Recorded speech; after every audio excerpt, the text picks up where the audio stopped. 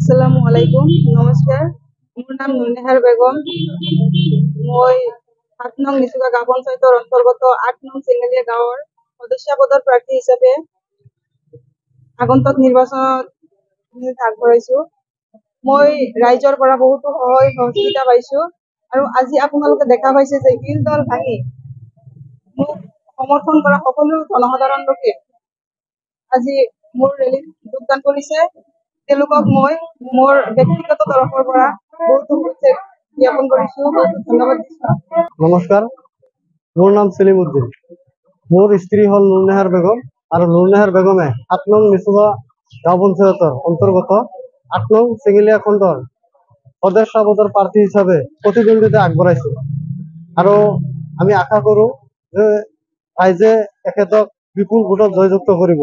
আৰু আজিৰ যিখন ৰেলী আছিল, সেই ৰেলীত আমি হয়তো কল্পনা কৰা নাছিলো যে ইমানখিনি মানুহ হ'ব আৰু ৰাইজৰ ইমান সমৰ্থন পাই আমি নিশ্চয় আনন্দিত হৈছো আৰু আশা কৰো যে ৰাইজে যাতে মোৰ স্ত্ৰী নুৰনেহাৰ বেগমৰ ট্যাক্সিৰ ছবিত ভোট দি বিপুল ভোটত জয়যুক্ত কৰে যায়।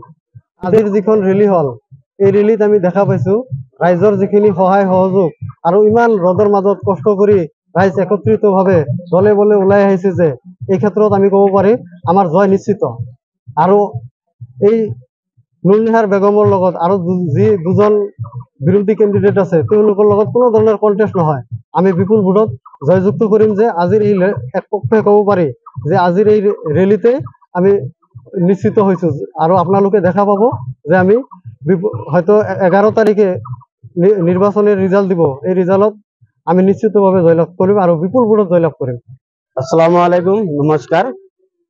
আজি ৭ নং নিচুকা গাঁও পঞ্চায়তৰ ৮ নং খণ্ডৰ সদস্য পদৰ প্ৰাৰ্থী নুৰনেহাৰ বেগমৰ ৰেলীত আমি ওলাইছো আৰু ইতিমধ্যে খণ্ডৰ সকলো মানুহ আজি নিস্বাৰ্থক হিচাপে তেওঁলোকে নুৰনেহাৰ বেগমক ছাপোৰ্ট কৰি তেওঁলোকে ৰেলীত ওলাইছে আৰু আমি ভবা নাছিলো যে ইমান মানুহ ৰেলীত তেওঁলোকে আহিব আৰু আমাক এই বিষয়ত তেওঁলোকে যিমানখিনি সহায় সহযোগ কৰিছে আৰু এই ৰ'দৰ মাজত প্ৰচণ্ড ৰ'দৰ মাজত যে তেওঁলোকে আমাৰ লগত ঘৰে ৰাস্তা ঘাটে ঘূৰি তেওঁলোকে আমাক যিমানখিনি উৎসাহিত কৰিছে, এই বিষয়ে আমি নিশ্চিত যে এইবাৰ আমি ৮ নং নিচুকা গাঁও পঞ্চায়তৰ ৮ নং খণ্ডৰ পৰা যে জয়ী হ'ম, নুৰনেহাৰ বেগমে যে জয়ী হ'ব, এইটো আমাৰ একেবাৰে নিশ্চিত।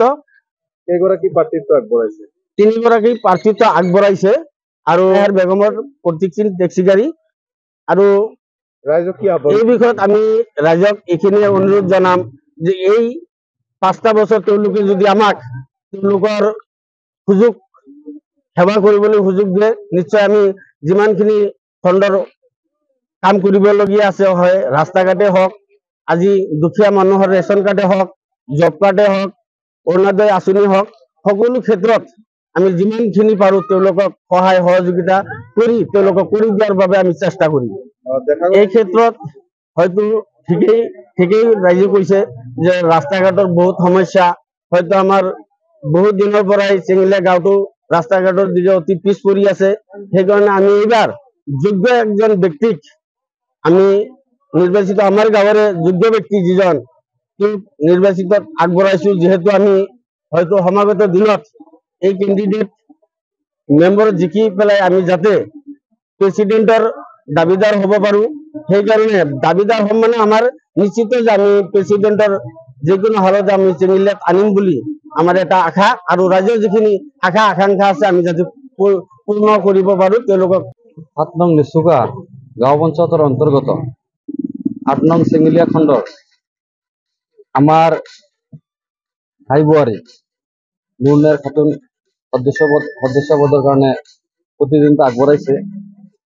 আমি আজি যি দেখা পালো, আজি হয়তো আমি নিৰ্বাচনৰ এটা ৰেলী ওলাইছিলো আৰু এই ৰেলীত আমাৰ গাঁৱৰ প্ৰত্যেকজন মানুহ, তাতে মহিলাই হওক, মুৰব্বী মানুহে হওক, যুৱ ভাই বন্ধুসকলে হওক, চবেই অতি উৎসাহৰে এই ৰেলীত অংশগ্ৰহণ কৰিছে। আৰু আমাৰ গাঁৱত বিভিন্ন ধৰণৰ সমস্যা আছে। আমি ভাবিছো নুৰনেহাৰ খাতুন জয়ী হোৱাৰ পিছত আমাৰ গাঁৱৰ যিবিলাক সমস্যা আছে সেই সমস্যাসমূহ সমাধান হ'ব। আৰু মই সকলোকে আহ্বান জনাম যে আপোনালোকে আজি যিখিনি আমাক সহায় সহযোগ কৰিলে তাৰ কাৰণে সকলোকে ধন্যবাদ জনাইছোঁ। আৰু 7 তাৰিখত যিটো নিৰ্বাচন হ'ব সেই নিৰ্বাচনত টেক্সি গাড়ীৰ ছবিত আপোনালোকৰ বহুমূলীয়া ভোট দি নুৰনেহাৰ খাতুনক জয়ী কৰাব বুলি আশা ৰাখিছোঁ। আৰু আজিৰ এই আপ্ৰাণ কষ্ট আৰু ত্যাগ যিখিনি কৰিছে তাৰ কাৰণে সকলোকে ধন্যবাদ জনাইছোঁ। আমাৰ গাঁৱত আচলতে 3জন কেণ্ডিডেট হয় আৰু বাকী 2জন যে কেণ্ডিডেট আছে তেওঁলোকে ইয়াৰ আগতো ৰাইজৰ সদস্য হিচাপে তেওঁলোকে 5 বছৰ কোনোবাই 10 বছৰ কাল মানে দায়িত্বত আছিলে। কিন্তু তেওঁলোকে আমাৰ গাঁৱৰ যিবিলাক মূল সমস্যা আছিলে সেই সমস্যাসমূহ সমাধান কৰাত ব্যৰ্থ আছিল। যাৰ কাৰণে মই ভাবোঁ যে আমাৰ কেণ্ডিডেট মানে কম্পিটিশ্যনৰ কথা কোৱা নাই, যে আমি বিপুল ভোট পাম। আৰু যেতিয়া আপোনালোকে ৰিজাল্ট ওলাব তেতিয়া নিশ্চয় গম পাব যে তেওঁলোকতকৈ মানে সমাহাৰ নহয়, বহুত বেছি ভোটত আমি জয়লাভ হ'ম। আৰু আগন্তুক দিনত যিহেতু আমাৰে ভাই বোৱাৰী হয়, আমি আমাৰ ৰাইজৰ লগত আলোচনা বিলোচনা কৰি আমাৰ গাঁৱৰ যিখিনি সমস্যা আছে সেই সমস্যাসমূহ নিখুঁতভাৱে একবাৰে যাতে সমাধান কৰিব পাৰোঁ তাৰ কাৰণে আমি চবেই মিলি প্ৰচেষ্টা কৰি আছোঁ।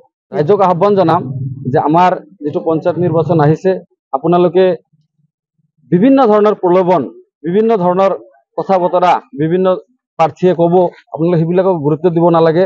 গাঁৱৰ স্বাৰ্থত, ৰাইজৰ স্বাৰ্থত আৰু আমাৰ সমাজখনক আমি কেনেকৈ আগুৱাই লৈ যাব পাৰোঁ তাৰ কাৰণে সকলোকে মই আহ্বান জনাম যে আপোনালোকে আমাৰ যিজন প্ৰাৰ্থী আছে তেখেতক জয়ী কৰক। আৰু আমাৰ যিখিনি সমস্যা আছে এই সমস্যাখিনি আমি 5 বছৰৰ ভিতৰত আমি যেনেকুৱাকৈ হ'লেও সমাধান কৰাৰ কাৰণে চেষ্টা কৰিম। আৰু এটা কথা মই আপোনালোকক জনাব পাই মানে সুখী হ'ম যে আমাৰ নিচুকা পঞ্চায়তত এইবাৰ মহিলা প্ৰাৰ্থী হয়তো সভানেত্ৰী পদত ৰিজাৰ্ভেশ্যন আছে।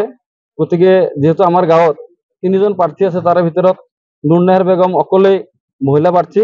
গতিকে যদি আমি জয়ী হওঁ, আমি পঞ্চায়তৰ সভানেত্ৰীৰ কাৰণে আমি চেষ্টা চলাম। আৰু যদি সভানেত্ৰীৰ পদটো আমি ল'ব পাৰোঁ তেনেহ'লে আমি গোটেই পঞ্চায়তৰ যিমানখিনি কাম কাজ আছে ভৱিষ্যতত আমি কৰাৰ কাৰণে চেষ্টা কৰিম।